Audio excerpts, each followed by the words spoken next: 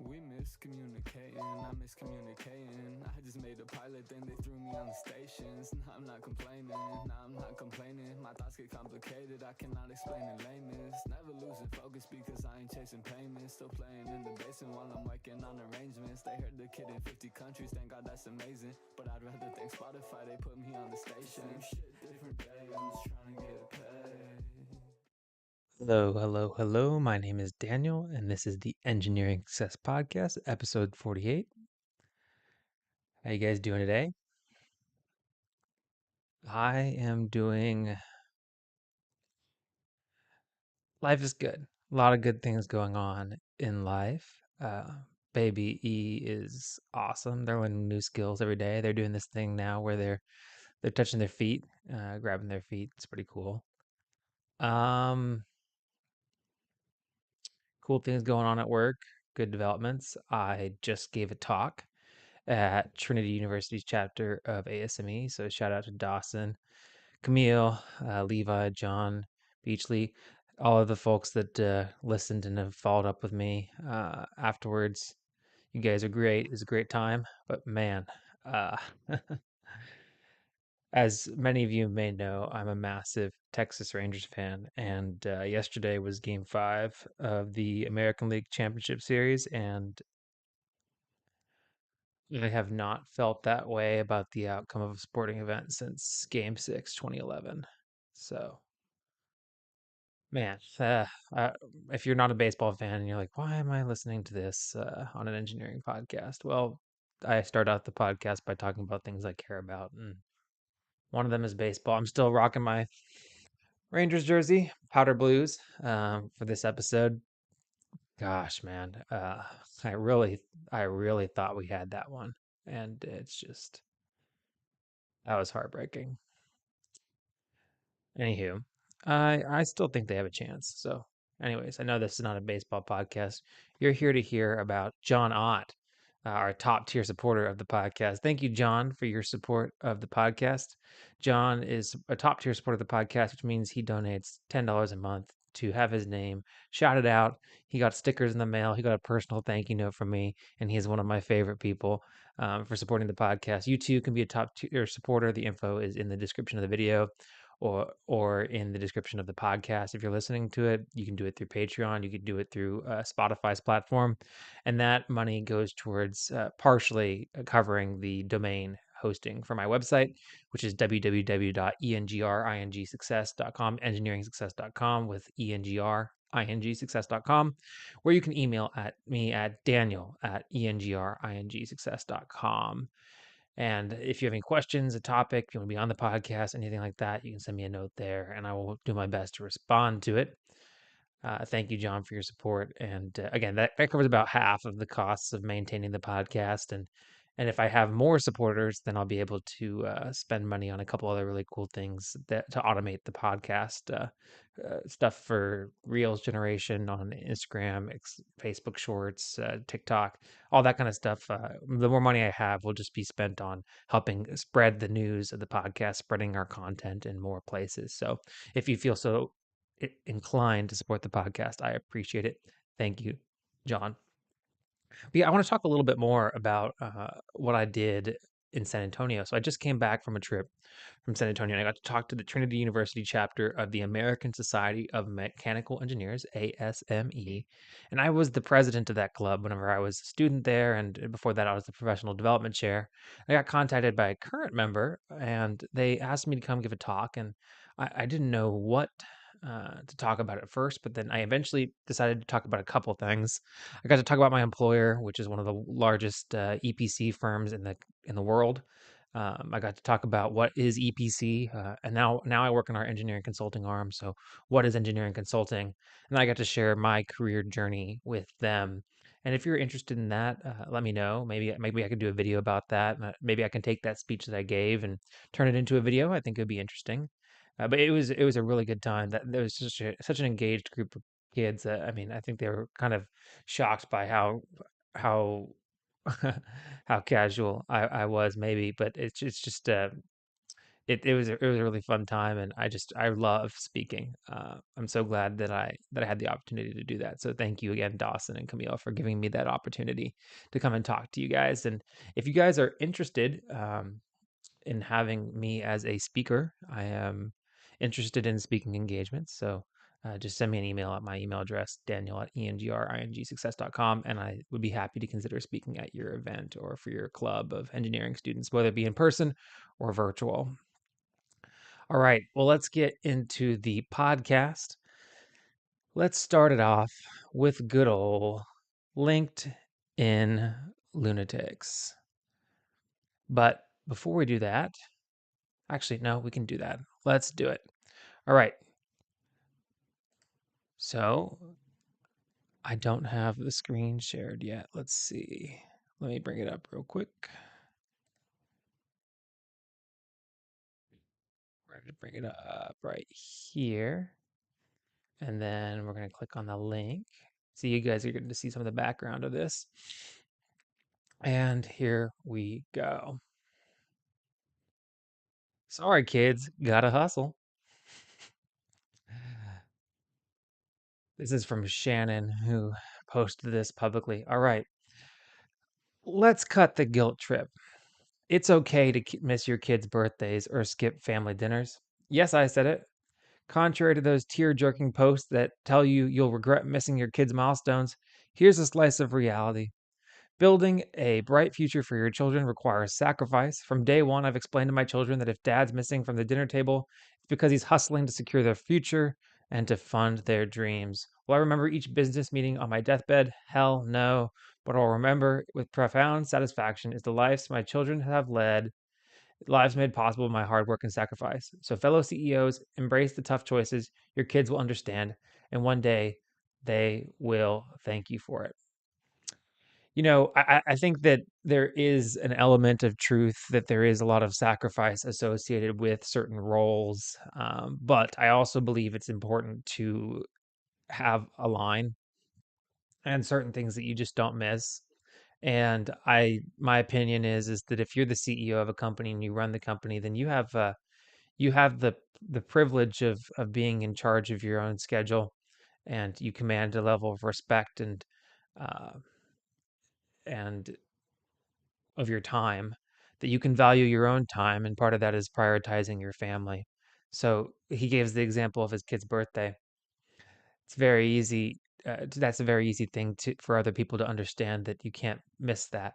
I think there's certain things that you just can't miss in life, and birthdays is one of them. So what I'd say is you got to draw the line somewhere, regardless of where you are at in your career, regardless of what you're doing. There are certain elements of your family time that should be held sacred, and I think birthdays is one of them. There's a birthday party is another one. Um, I mean, is one of them. I just don't understand why it's a point of pride to not have any boundaries. I think that it's regardless of what you do and how far you are in your career, there should be boundaries between your work life and your family life. I like the comments here, so I'm gonna go ahead and read them. This one says, "That's okay. You missed their birthdays. They'll miss your funeral. People like this don't understand what life is about. We are not cogs in a machine. We are not robots or drones.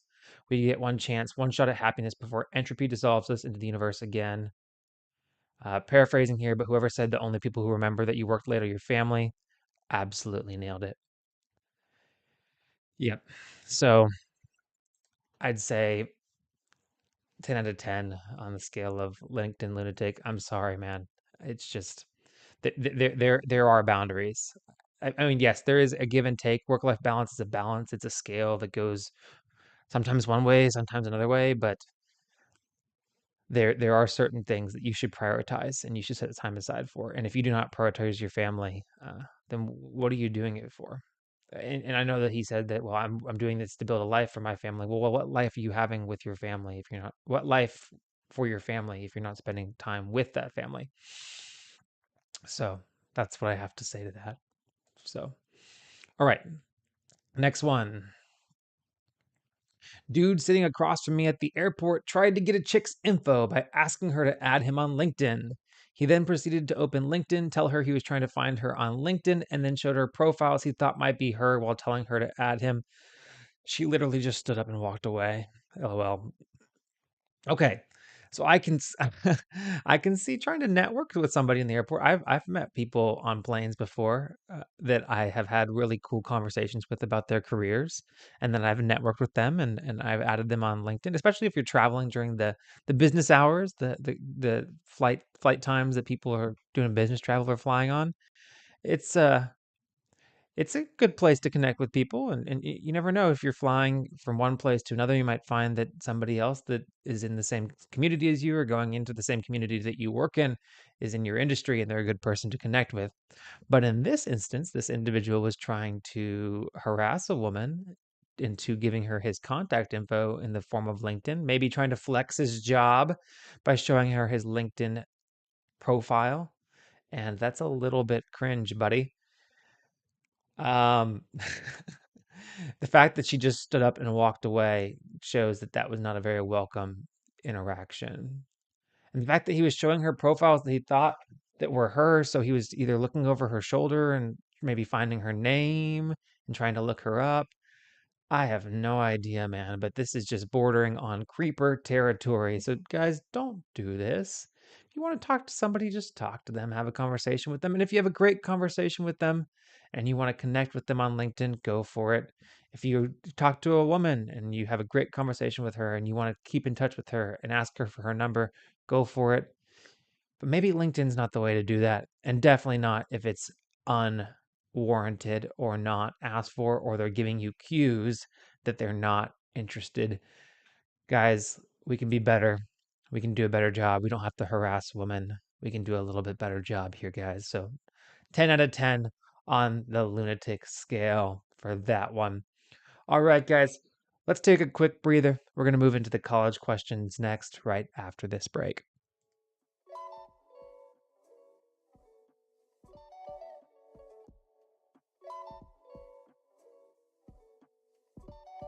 We miscommunicating, I miscommunicating. I just made a pilot, then they threw me on the stations. Nah, I'm not complaining, nah, I'm not complaining. My thoughts get complicated, I cannot explain in lameness. Never losing focus because I ain't chasing payments. Still playing in the basement while I'm working on arrangements. They heard the kid in 50 countries, thank God that's amazing. But I'd rather thank Spotify, they put me on the station. Same shit, different day, I'm just trying to get paid. Yeah, I'ma stay in the shade so they can't see my face. Yeah. Only blow if I know that I got the right strain. Yeah. When I blow, then I know that I did it my way. Yeah. Everybody asks me why I'm up so late, man. They think I'm insane. All right, and we are back with our college questions. The first question is titled, How does everyone do it? I just took my second exam out of three that are all within a week. I absolutely failed it. I didn't even finish half the problems. For the last week and a half, I've spent nearly every waking hour in class doing homework, studying solo, or at a group study. The times I haven't been doing school stuff, I've been doing things like eating, internship interviews, and showering. I literally had to make sacrifices and choose not to turn in some homework to get other homework done and prepare for my exams. I hadn't been grocery shopping in 2 weeks because I did not have the time. Yet I have classmates who are taking all the classes I am and more, and they're working and they're in student organizations and doing a whole lot more than me, yet they're still getting their homework done and doing well on exams. How? I genuinely feel like I'm putting all I have into my schooling and it's not paying off.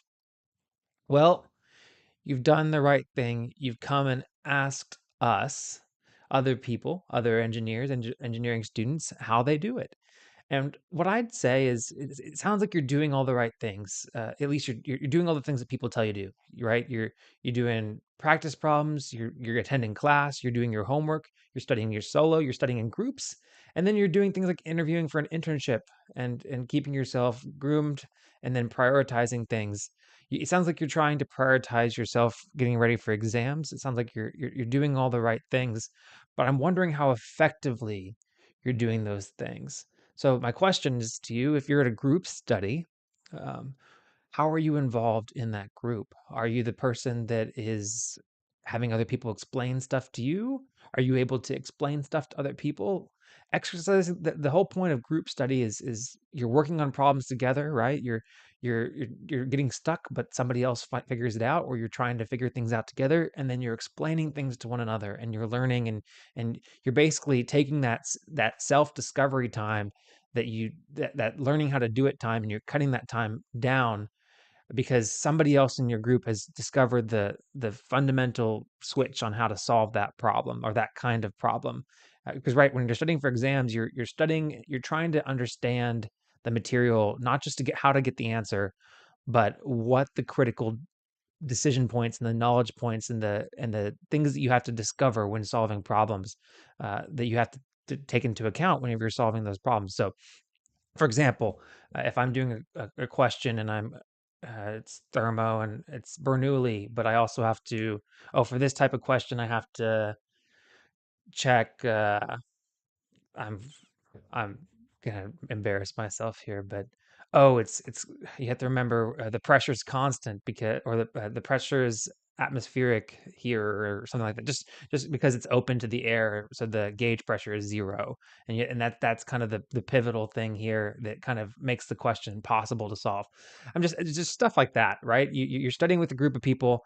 Are you the type of person that's kind of having things explained to you, and then whenever you have it explained to you, then you say, oh, I solved the problem? Or are you going back and thinking, okay, that's how I solved the problem.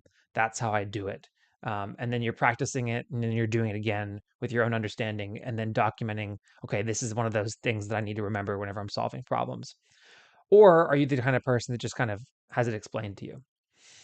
When you're studying solo, what are you doing when you're studying solo? Are you studying solo effectively? Are you studying solo while doing practice problems? Are you just reading your notes? What are good study habits that other people in your class are doing that set them up for success? So what I do is not only ask us, but ask those people in those group sessions that are doing better than you and say, hey, when you're studying on your own, what are you doing? Like, hey, I'm doing this. It's not really working for me. What's working for you?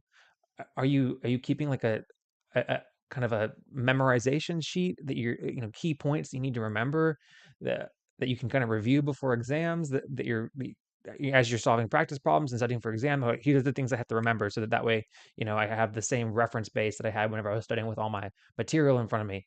Or there's other people that are doing homework and they're getting their homework done. How are they getting their homework done in time? How are they able to get their homework done and also to be ready for the exams? What I'll say is if you're skipping homework that's related to content on an exam, I'd say that that's probably not a good idea. You probably need to at least be doing that homework. But yeah, if you're putting in all the effort and it's not paying off, maybe you're just not being as effective with your time as other people are. So trying to maybe expand your study group to include the people that are doing better than you, if the people that you're studying with now aren't doing better than you. Um, Going to class is good. You definitely need to be going to class. Um, Here's a question for you. Are you sleeping well? Do you have test anxiety?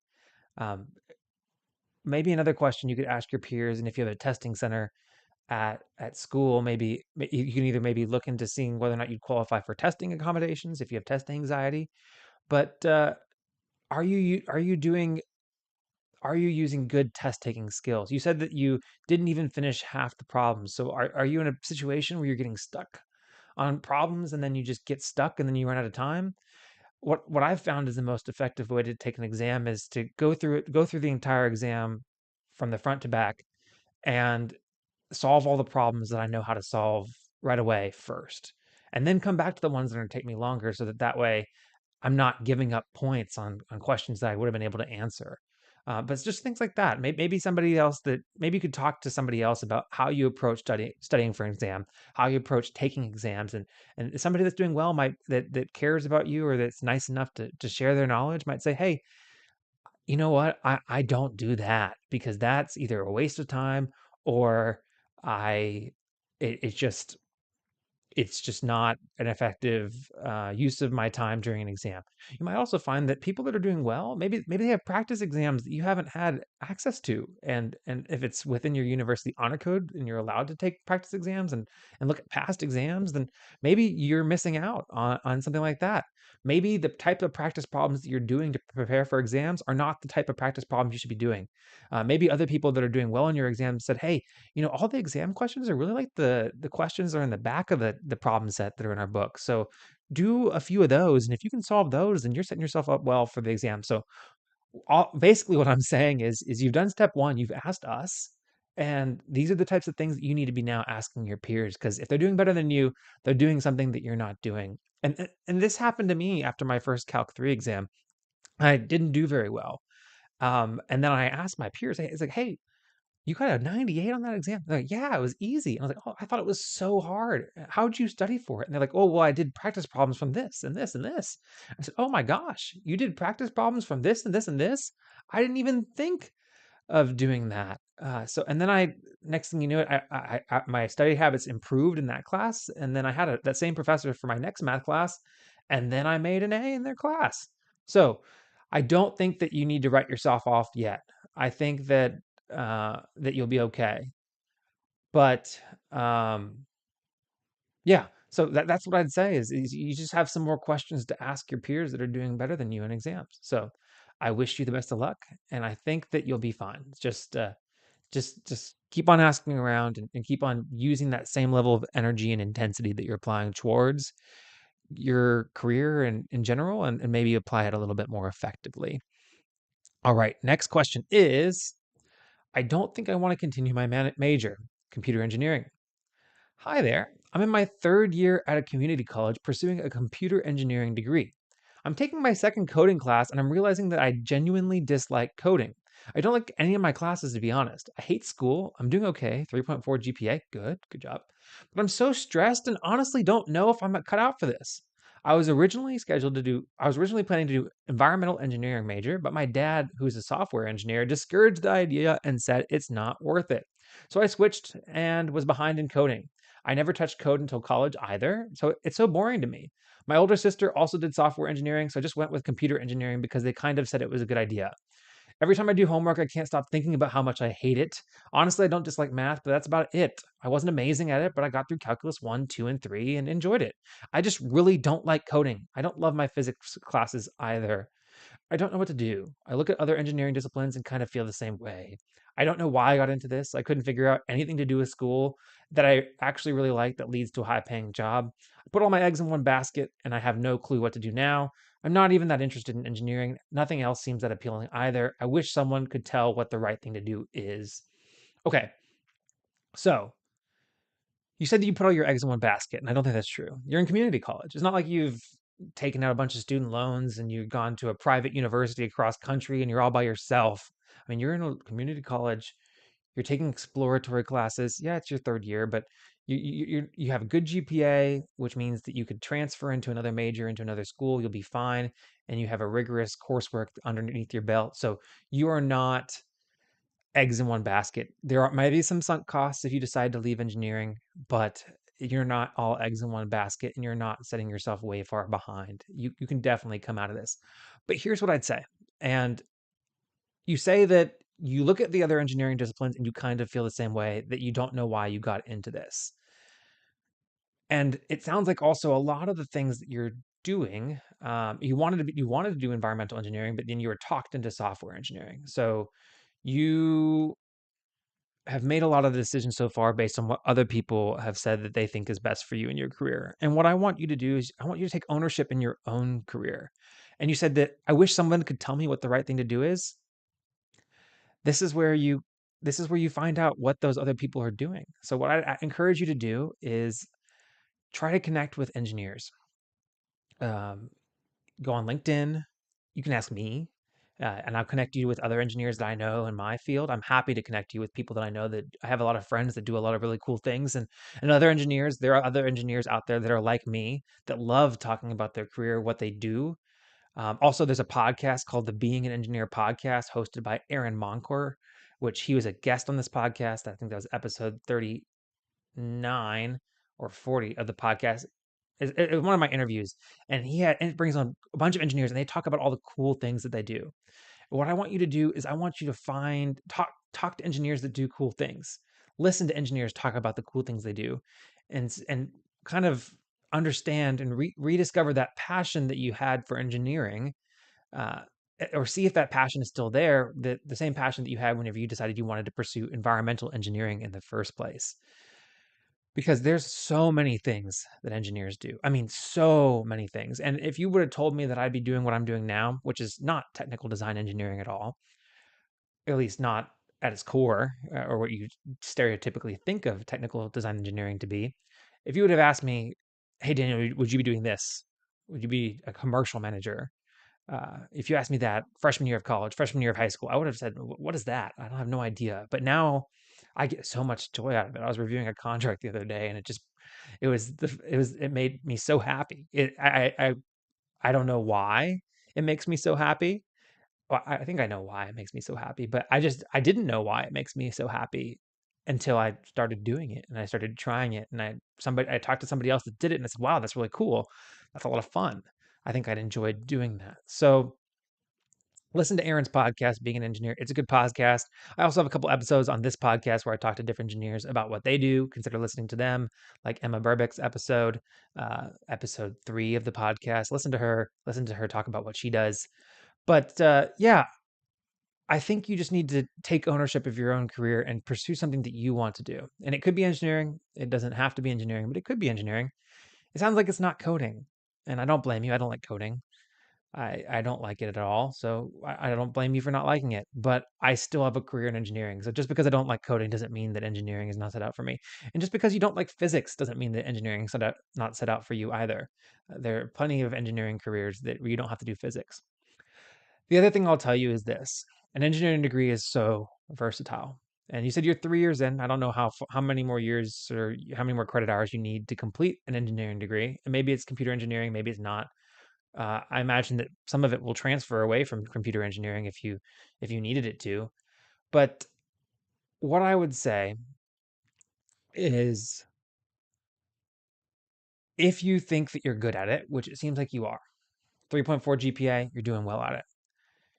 Even if you don't want to be a design engineer yet, and you're close to finishing the degree, which I don't think you're super close, but maybe you're close enough.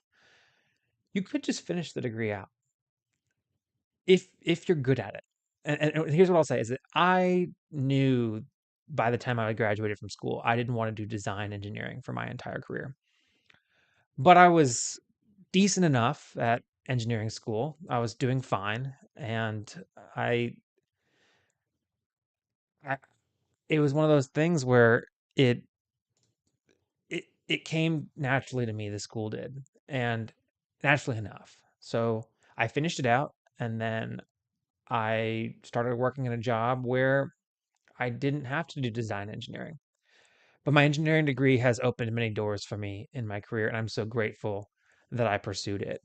So, what I'd say to you is, even if you don't want to necessarily work as a coder, as a design engineer, maybe if you want to work in the coding industry, maybe also consider the concept of being a product manager or project manager. See if that's interesting to you. The point is that engineering degree will open your career up to engineering adjacent roles in the engineering industry. So don't write it off. But yeah, so long-winded answer there. All that to say, don't give up. Let's see what the comments say. Similar thing to me. I was doing computer engineering and I didn't like the coding, so I ended up switching to electrical. Since I got pretty far with the coding classes, though, I ended up adding a computer science minor, so I still got credit for the classes I took, but I don't have to take any more since what I took in computer engineering was enough to give me one. I mean, I'm not the best at coding. I don't necessarily like physics, but I'll do it, and I'm not good at science, but I'm studying electrical engineering and find it pretty cool. Maybe have a peek at that. And then here's what I said in my response: the fact that you're doing this community college tells me you're doing the right thing so far and taking it slow and not completely diving in until you realize what you're passionate about something. Sounds like your family, especially your father, has had a significant influence on you, but you're going to have the best career at doing something you really enjoy. What I'd say is spend the rest of the semester keeping your grades up, but start networking with different people in your communities and spend time talking to them about what they do for their career. Call it a career interview, call it a conversation. Just start talking to people. Hopefully, as a result, you'll find someone in your career network has made a career out of doing something that you find really cool. And then you can redirect your education in that direction. By the way, that can still be engineering. Listen to the Being an Engineer podcast. Uh-huh. It's a really cool engineering career podcast hosted by Aaron Monker, where he asks different engineers about what they do within their discipline. For me, my engineering degree was just to get the degree onto the mantle, and since I've found a non-technical niche within the industry that brings me great joy. Maybe from your conversations and listening to his podcast, you might find a niche you're interested in or a new field entirely. Best wishes. And they said, thank you. I'll give that podcast a go. So yeah, I that's my advice. I hope you find it helpful, and best wishes with you in your career journey. All right, guys, we're going to take a quick breather and we're going to come back with the career questions. I'll talk to you in a second.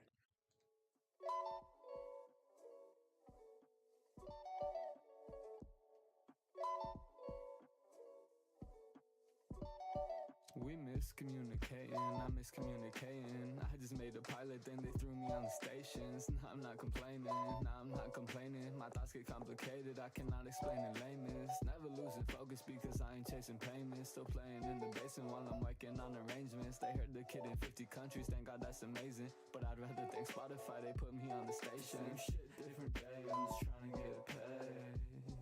Yeah, I'ma stay in the shade so they can't see my face. Yeah, only blow if I know that I got the right strain. Yeah, when I blow then I know that I did it my way. Yeah. Everybody asks me why I'm up so late, man. They think I'm insane, I just wanna create, man. No angel dust till the boy cremated. In heaven with Mr. Cobain, see dated. But that's not for a long time. Cardi for the long nights, party for the hard times. On time at the wrong time. Why the fuck would I try to quantize my jawline? Speeding on the feeder, cause I promised I'd be on time. And I said it last time, it's gotta be the last time. You can play this song if you ever got a bad vibe. Say I'm acting moody cause I've been stuck like Mad Eye. Miss the times when I had nap time and snack time. I style like Billy cause she say I'm a All right, and we are back. Thank you for hanging in through the break there. We're going to start with our next segment of the podcast, which is career questions. The first one is titled Boss asked slash told me to start traveling out of the blue. Is this reasonable for most jobs, or am I right to be upset slash distraught? Is it reasonable for me to be asked to travel once a month now when I had previously not been traveling at all? I've been at my current job for almost 4 years now as a mechanical engineer, and kind of out of the blue, I'm being asked slash told to start traveling monthly. The trip will be 3 days. First day driving, about 7 hour drive. Second day working, third day driving back.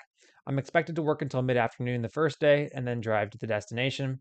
I'm not really a fan of doing this, and it wasn't something I was told I would need to do when I took this job. I was told travel will be once or twice a year and not necessarily overnight. But now I'm being told I'll be the guy to do it and it will be monthly. I don't want to do this at all, but I'm afraid I'll be fired if I don't do it.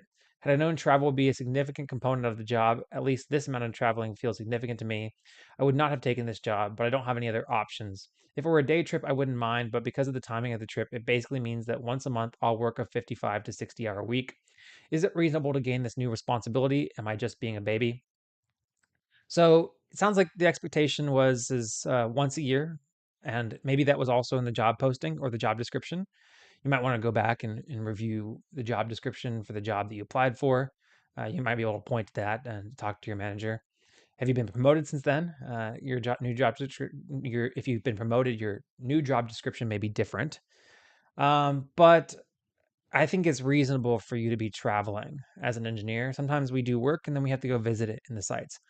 But I don't think that it's reasonable for them to expect you to travel on your own time. See, they say the trip will be 3 days. First day driving, about 7 hours drive. Second day working. Third day driving back, and you're expected to work until mid-afternoon the first day, and then drive to the destination.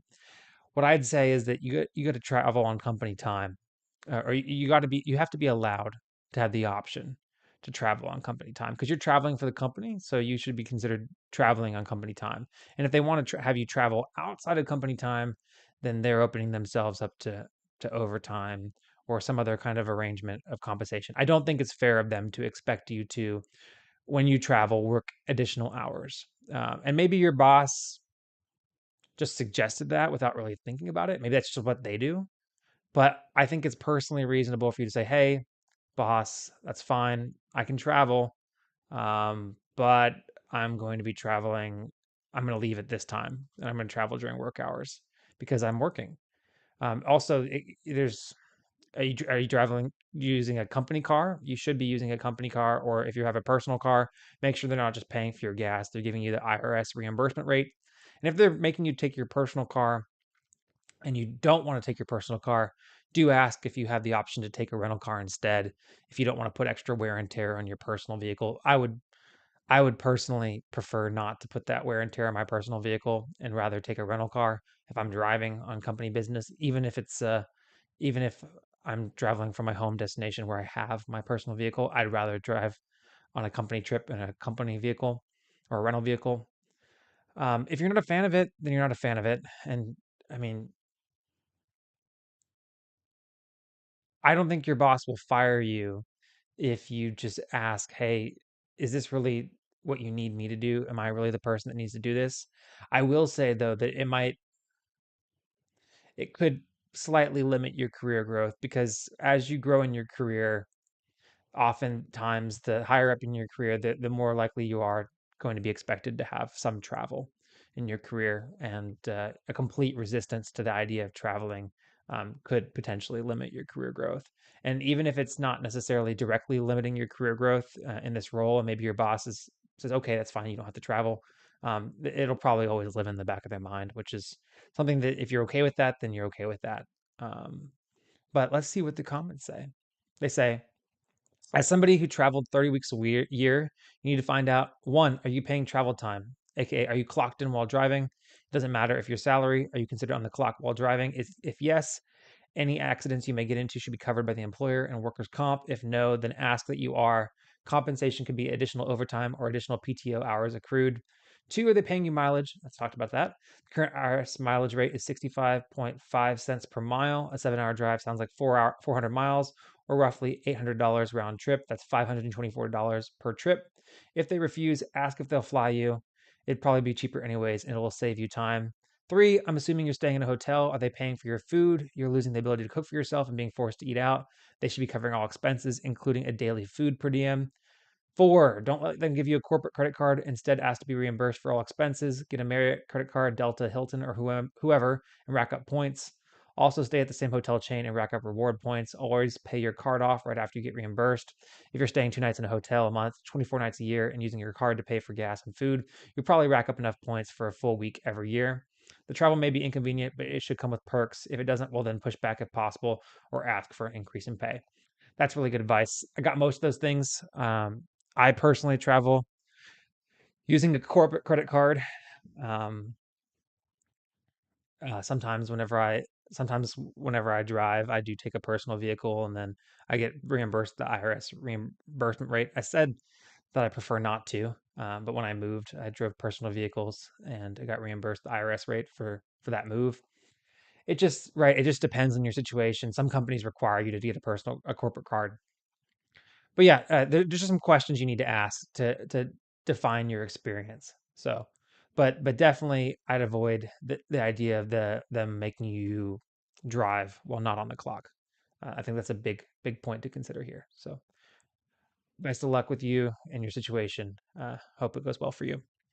All right, next question.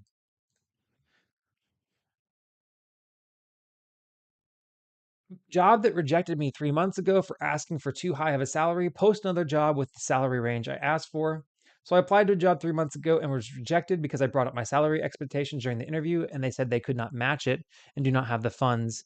The same department in this company posted another job in the same salary range that I asked them for. I'm not applying to it, but I'm still salty about the whole ordeal on how they were offended by me stating my salary expectations during the interview. And the top comment is, several other applicants said the same salary that you did. Yep, that's the reality. Is they learned, thanks to you and other people like you for that gave them their salary expectations, that their original salary that they had posted for the job was below the market salary for that position. So hey, if you otherwise like the company, I know you're still a little bit salty, but maybe consider applying. They already liked you enough to interview you. Honestly, it's kind of embarrassing that they aren't reaching back out to you. But if you liked the job and you liked the company, then and you just had a bad experience maybe with that one person that wasn't the manager, maybe it was somebody from HR. Um, Go ahead and apply again. Never know. You might find that you get picked up really quick at the salary that you wanted. But that's right. That's how it works. Is we give salary expectations, we give feedback, we don't take less than we're worth, and then companies understand it and they pay what people are worth. So good. I mean that's just how it works. Um, that's how it works. Let's read the comments. Um, Leverage. If they come back after a couple weeks offering to meet an offer that they previously couldn't do, it looks like they want you pretty bad. Might as well tell them to demand skyrocketed and you want an additional 10K now. With fresh candidates, the frog has fresh water to boil in and they'll push for as low into that range as possible. Okay, so that's maybe why they don't reach back out to you.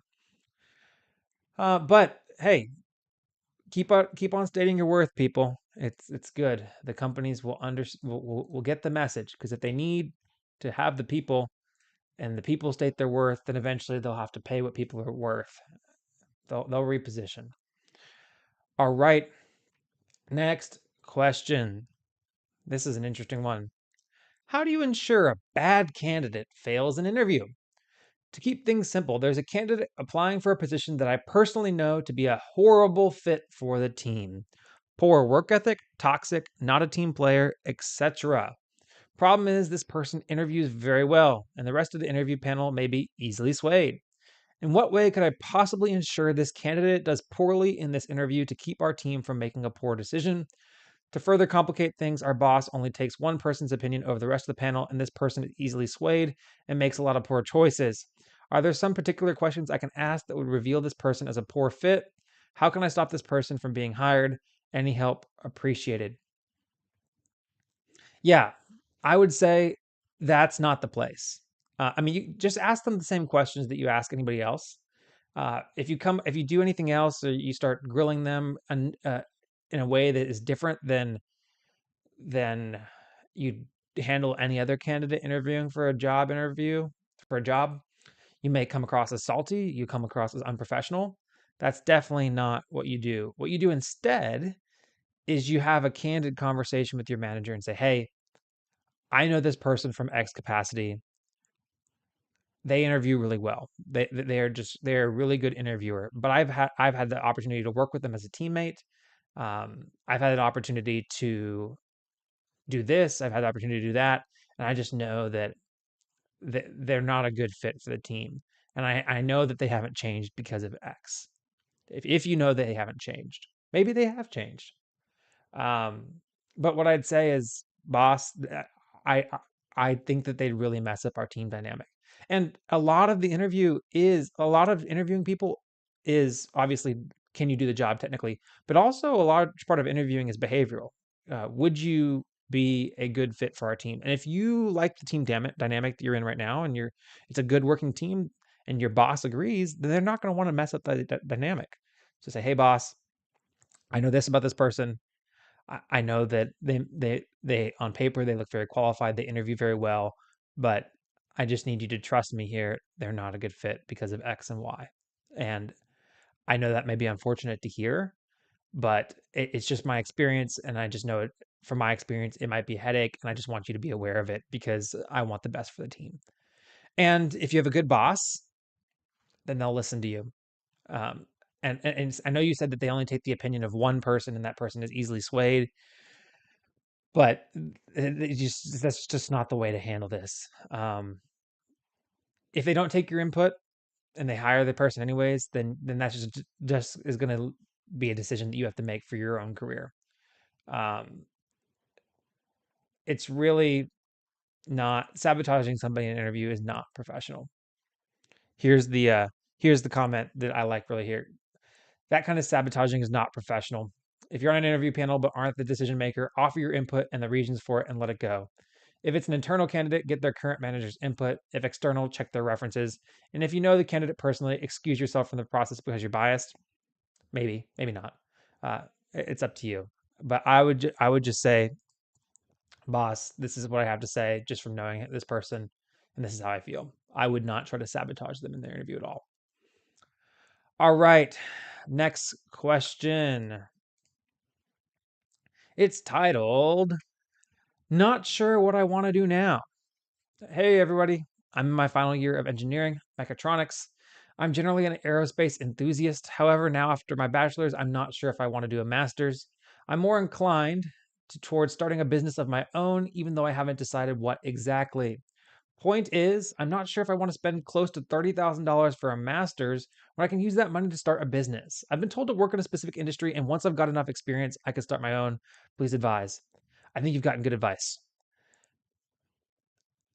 If you want to start a business and you don't have an idea on how to start a business, especially a sophisticated aerospace company or any kind of engineering services, it's going to be difficult for me to hire you or pay you to do anything if you don't have any experience. And it's going to be difficult for you to come up with a product line or anything service that you can sell to somebody without experience. So you've gotten good advice. I'd say is work in this industry that you want to work in. It sounds like aerospace. So get some jobs in aerospace. And yes, you with a mechatronics engineering degree, that transfers to aerospace. So work in the aerospace industry.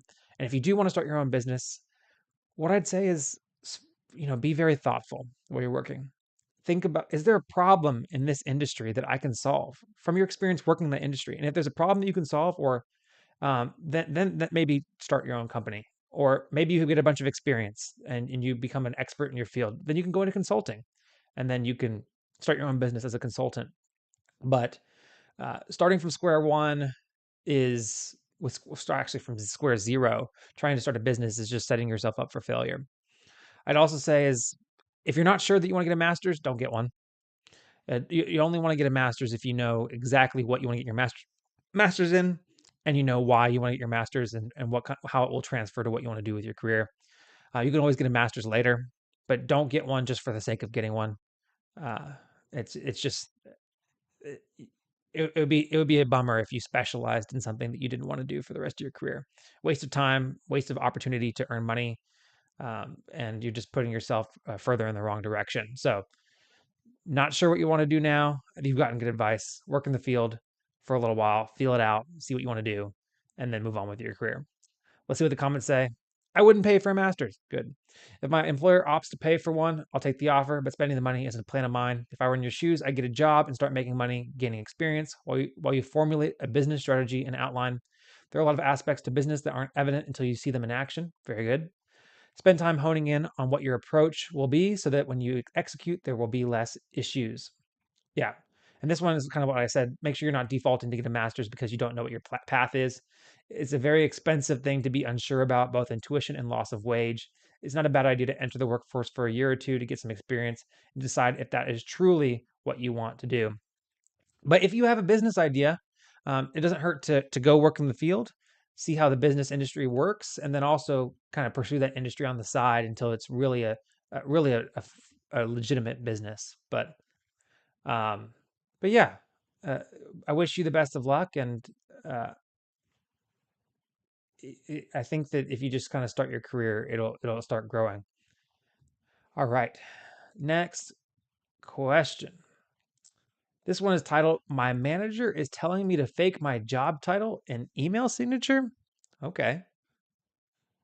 All right. So sorry, this post was deleted by the person who originally posted it, but I have the text. All right. So it says, here we go. So I started less than a year ago, right out of college, at a pretty large firm. I've been on a project with my manager and one of his other subordinates who has maybe 3 years of experience. My coworker, the other person beside my manager, has been out on parental leave for a while, so I've had to take charge a bit since our manager is busy with lots of other stuff and mostly just checks our work off. Anyway, there's been a lot of back and forth recently in emails between the architects and the contractors for this project. Obviously, my email signature has my current job title in it, which is some variation on a typical graduate engineer title.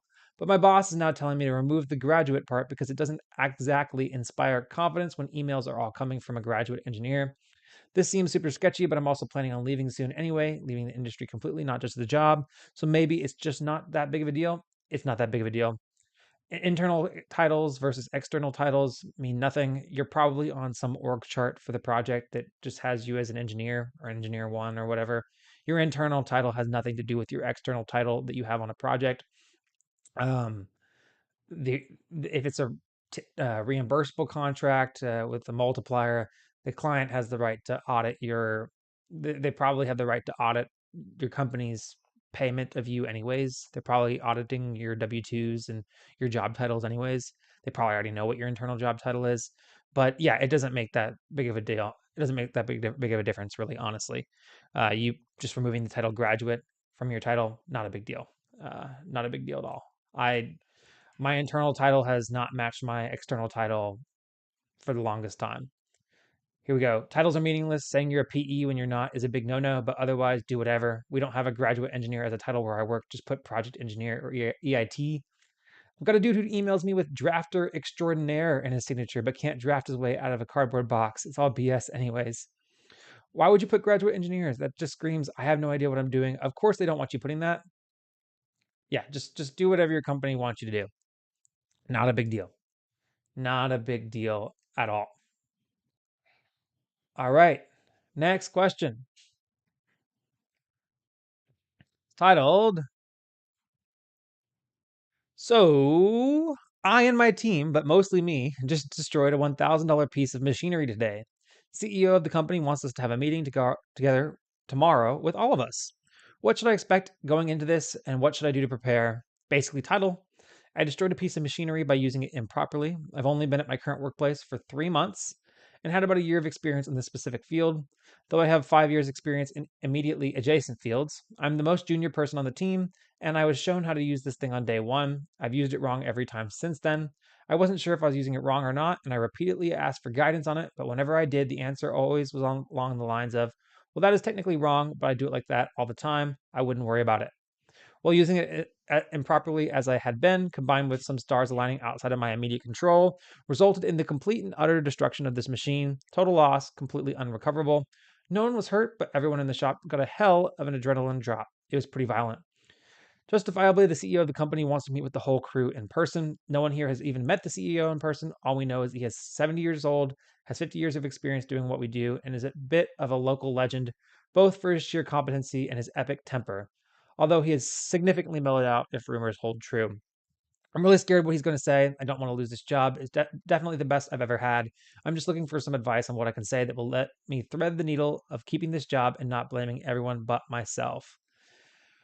Sounds like the CEO just wants to know what happened and how we can improve processes moving forward. At least that was what my approach would be, because it broke, you can probably write it off.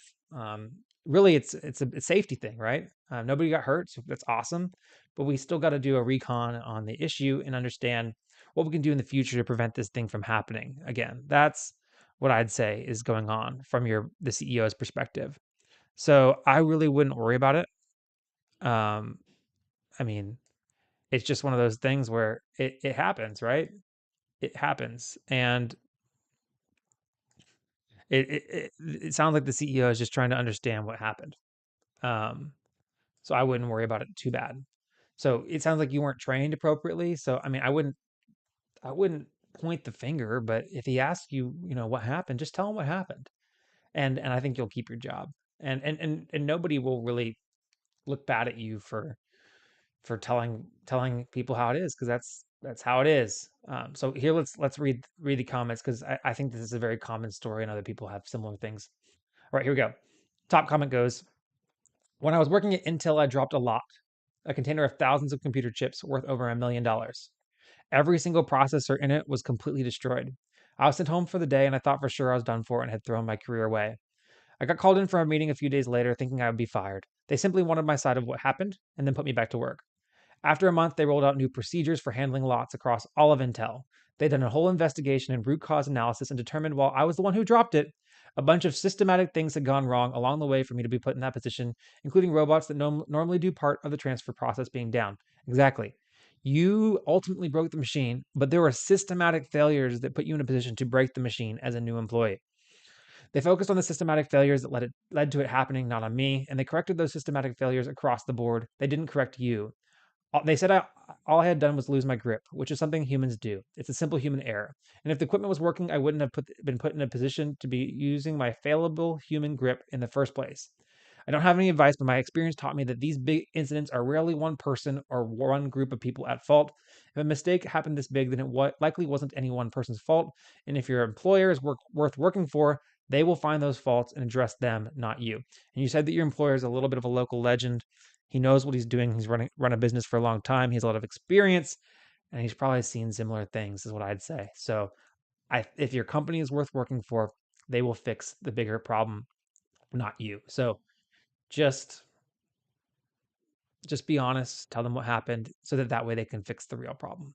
And if you come across as trying to be weaselly about it, that's just going to leave a bad taste in your mouth. And we have incidents that happened out in construction fields all the time. It's a similar thing. We had a guy that got injured, and we brought him in, and he sat in front of all of the leaders of our project, and told the story of what happened. And the company he worked for was a subcontractor of ours. They came in and they told and said, "Hey, we learned something from this, and we are changing this process, and we are looking into other similar processes to see how we can prevent this from happening again in the future." And that's what a good company does. That's what good company culture does. It doesn't just point the finger at a person and get rid of them and say, "Hey, this is all on you." A good company looks at a situation and says, "Oh, we have a problem to fix, so let's fix it." And it's not just by getting rid of somebody. So wouldn't worry about it too much. Just keep on doing your thing, and be honest with the CEO. I hope the meeting went well, because this was posted a while ago without update, but I hope the meeting went well. All right. Next question, second to last question. This question is titled, "Is it weird that I still call my mom after work every day?" Hey, this is an interesting question for my podcast, but there's a reason why I like it. I, 25 male, was walking to the train station with some new coworkers when I got a call from my mom. We chatted about what went on at the office that day and how things were at home. After I hung up, a few of them made offhanded remarks about how it was weird for me to talk to her about my day. And when I mentioned I try to do this every day, they said that was especially weird. "Is there a cutoff age for interacting with your folks?" She's one of my best friends. No, there's not a cutoff age for interacting with your folks. And if anybody's weird, it's your friends for having weird relationships with their parents where they don't feel like they can talk to them regularly, and then they want to make fun of you for it. I call my parents at least once or twice a week on my way home from work. And whenever I was interning, I called my grandpa um, on the way home from my internship almost every single day. And it was the best thing. And I'm so grateful that I did that, because him and I got to have so many conversations and talk about so many things near the end of his life that I don't know if I would have ever gotten to talk to him about. So I'm really grateful that I did that, because you have loved ones, people you care about, you only have so long with them. So you should take advantage of the time you have with them to talk to them, and people that care about you want to know about what's going on with your day. So no, it's not weird at all to call your mom after work every day, at all. Not weird at all. So they're the weirdos, not you. It's perfectly normal. I call my friends all the time. Top comment says, "There should be no cutoff age. I honestly wish I would do this for my mom. I'm pretty sure I'm going to regret it one day that I don't. Hey, it's 5 to 10, 15 minutes a day when I'm driving or taking the train. Give it a shot. It'll make her happy." Yeah. Call your folks, people. Call your folks. All right, guys. Last question. The question is titled, "Is HR trying to tell me to kick rocks?" And they also deleted their question, but good news, I saved it. So, hey, folks, I'm always saving your questions. Wherever you ask them, I'm everywhere. I'm inevitable. All right, here we go. Basically, I applied for a job that I believe I'm very qualified for, and it's something I have a lot of interest in. It's been a week since I heard anything. So yesterday, I emailed them for a follow-up. HR told me that the hiring manager is out of town, and that I should get back from them about 2 weeks, or it'll take a while for them to catch up, because it'll take a while for them to catch up and review resumes. Does this sound normal, or are they basically hoping I forget about it? It sounds very normal. People take vacation in 1 week increments. They're probably on vacation. But the fact that the hiring manager is out of town and the hiring manager is the reason why you're on delay, good sign. Very good sign. That means that they want to pass your resume along to the hiring manager. So that's good. But it sounds very normal. A week is nothing in corporate time. Things take a lot more time in the corporate world than we think that they should take on our sides. So yes, it's perfectly normal for this to be the case. You're not. You're kind of, you don't have anything to worry about. Um, they're not hoping you forget about it. The fact that they even responded to you is a great sign. The fact that you were able to get in touch with and be in communication with HR is great, because most people that apply for jobs, you get stuck in a portal and then you never hear back from them. So, hey, calm down, breathe, wait, and then don't scare them off. So yeah, you're fine. Don't worry about it. Let's see what the top comment says. Yes, it's normal. The manager could be out and they could be understaffed and behind. My current job, I was told they had a high volume of candidates and it was taking longer to review. It ended up taking a month before I was contacted for an interview. Sometimes we're really busy is just the truth. And here's another thing. A lot of companies scaled back their HR groups, their hiring groups, their employment groups during COVID, and some of them might not be fully staffed back up yet because they weren't hiring people right during COVID, or as many people, because they were laying people off. So it's just hiring. It's a weird time in the searching for job world. So things are taking longer than they usually take. So just chill and wait. Yeah, I said things. This is my comment. This is normal. Things happen at a company because of people. People have personal circumstances, priorities, etc. And then here's the other comment that I really liked. You applied for a job, you're qualified, and HR have given an arguably personal information about their manager. Why would you take this as a sign of hoping you'd forget it when they've given you a specific time frame for you to hold them accountable and have given you the green light to chase them up in 2 weeks?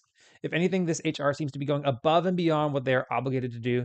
Most companies would just simply, if you're successful, will call you and take months to get back to you, if ever. Note that you've been very qualified doesn't anywhere close to being obligated to get an interview right away. Your best course of action is to be honest your best course of action, to be honest, is to focus on applying for other jobs so that you can spread out your focus a little bit and don't risk getting too emotionally attached to one position. Yep. Yeah. So, anyways, best wishes, and I'm sure maybe you'll get an interview. I hope it works out for you. All right, guys. Well, that's been an hour of the Engineering Success Podcast. I hope you guys enjoyed it. We had 5 live viewers that listened live to the podcast on YouTube. If you want to listen to the podcast on YouTube, make sure to subscribe on YouTube. You'll get an email notification when I go live. It's completely free to you, and it helps me out a lot. We're just under 500 subscribers, just over 400, just under 500, depending on how you round. But we're approaching 500 subscribers, which will get us halfway to our monetization requirement. We have 2 videos on YouTube that have hit over 10,000 views. Thank you guys for watching on YouTube. And we're getting about 70 to 80 downloads per episode on the audio version. So we're trending upwards, guys. So thank you for your support. I really appreciate it. If you like the podcast, please consider sharing it with somebody you think also might like it. If you want to be on the podcast, shoot me an email at daniel@ENGineeringsuccess.com. And as always, thank you for listening to this episode. I am your host, Daniel Dollinger, and I'll catch you in the next one.